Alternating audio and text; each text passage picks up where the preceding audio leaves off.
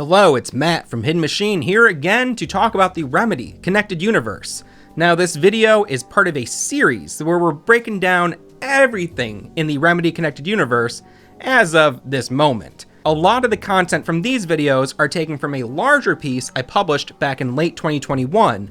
It's a 3-hour long breakdown and analysis of the RCU, but we're breaking them down and chopping them up so you can take them as you please in these smaller, more digestible chunks. Last time around, we gave a pretty thorough analysis of Alan Wake. We talked about a lot of the themes and how they pertain to some of the other games in the RCU, and we also looked at the comics as well as the Alan Wake Files book. And if you don't know about that stuff, be sure to check out the previous video. It's pretty interesting if you're a fan of Remedy or Alan Wake. In today's video, we're going to continue Alan Wake's adventure into the Dark Place with a look at 2012's Alan Wake's American Nightmare. 2012 was also the year that a blog called This House of Dreams was published, which is sort of an ARG writing experiment put out by Sam Lake, the writer of Alan Wake.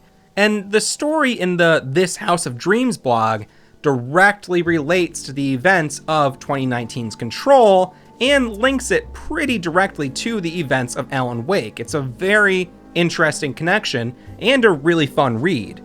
Beyond that, we're going to talk about Remedy's 2 mobile titles that came out in 2012 and 2014 respectively. That's the remake of their first game, 1996's Death Rally, as well as a lesser known title called Agents of Storm. 2012 was a busy year for Remedy and Rockstar, and there's a lot to get into, so let's get into it. 2 years after the release of Alan Wake, Alan Wake's American Nightmare launched on the Xbox Live Arcade service, and the game takes place 2 years after the events of the game Alan Wake. In fact, it seems that most Remedy games take place in the year that they are released, and the characters live and age in real time with us. Alan is much more experienced with the rules of the Dark Place, as is shown by his confidence and his use of some new weaponry. This time around, the manuscript takes the form of a script for the show Night Springs. In this script, Alan is in a confrontation with his evil doppelganger named Mr. Scratch. However, that's pronounced Mr. Scratch has broken into reality while Alan is stuck in the Dark Place. He plans to eventually kill Alice and everyone else close to Alan, but he wants to take his time and enjoy it.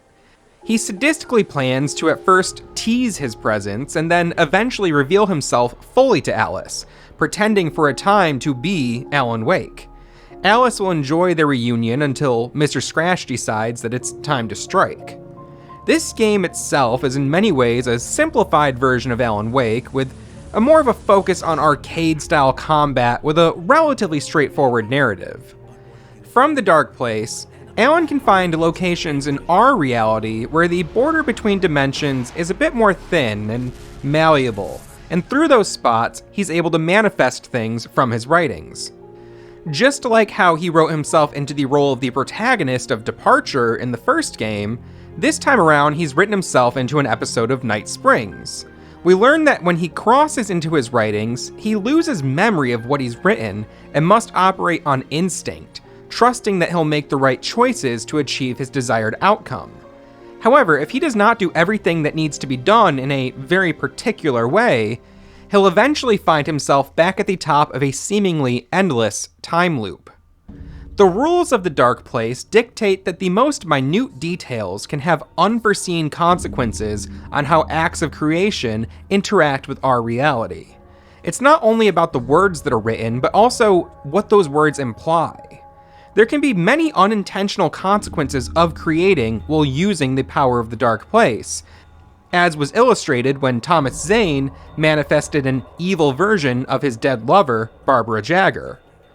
American Nightmare sees Alan Wake completing the time loop 3 times before piecing together the puzzle in such a way that finally allows him to defeat Mr. Scratch and reunite with Alice.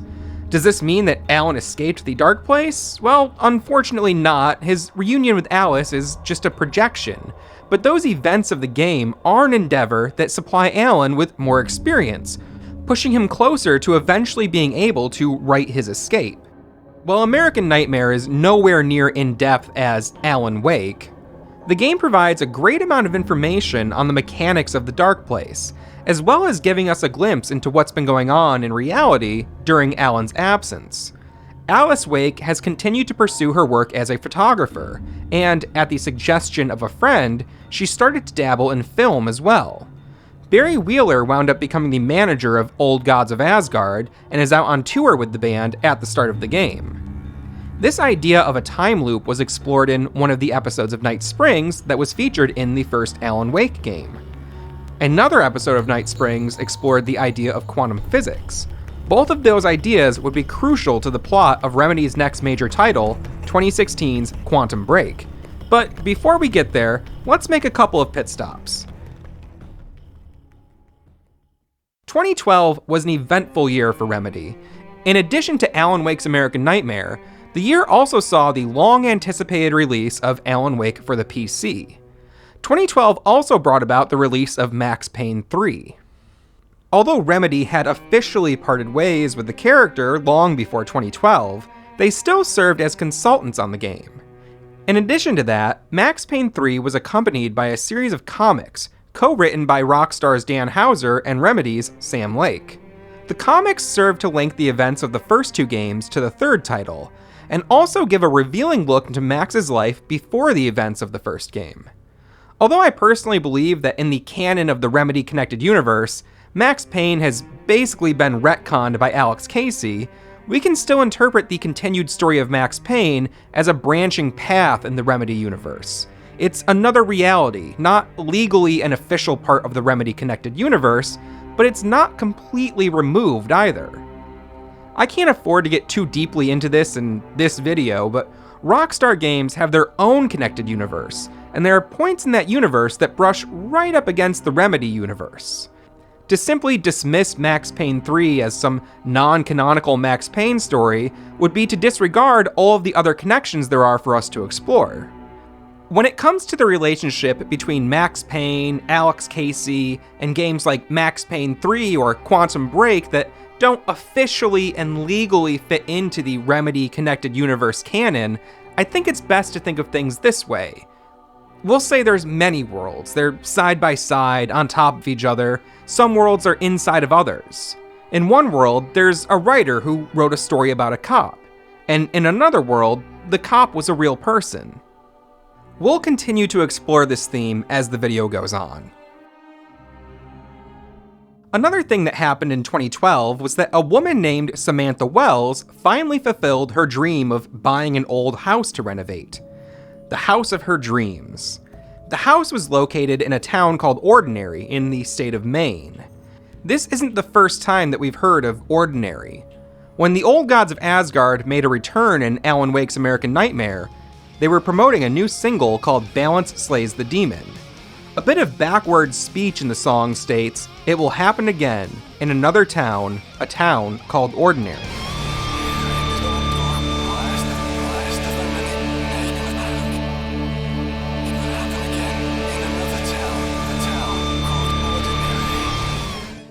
Samantha started up a blog spot to document the house's renovation process. The attic of the house was filled with things left by the previous owner, and Samantha was thrilled to find a shoebox that contained some photographs and typewritten poems. Samantha said that the photos were likely taken in the 60s or 70s. Now, in the context of this video, it might be obvious that these are photos of Thomas Zane and Barbara Jagger, and that the poems were written by Thomas Zane. When Zane made the shoebox rule that we discussed earlier, he didn't specify that there was only one shoebox. It's unclear how many Thomas Zane related shoeboxes there are, but we can find a few of them in the Remedy universe, and there's evidence to suggest that literally any shoebox can be subject to the rule that Thomas Zane set. The blog is definitely worth exploring in full, as it offers a great deal of insight into the relationship between Thomas Zane and Emil Hartman. The other detail from the blog that I'll mention here is a dream that Samantha has, in which federal agents with the letters AWE on their badges come to her home at night to confiscate the shoebox. It would take a number of years for anyone outside of Remedy to understand the significance of that dream, but the letters AWE and the town of Ordinary would also show up in Remedy's next game, Quantum Break. But before we get to Quantum Break, we're going to make one more detour here and discuss Remedy's mobile offerings. Remedy's first game, Death Rally, was ported to Windows in 2009, and in 2012, a full-on remake of the game was released on Windows as well as Android and iOS. In general, the remake is pretty faithful to the original, and also has a cameo from Barry Wheeler.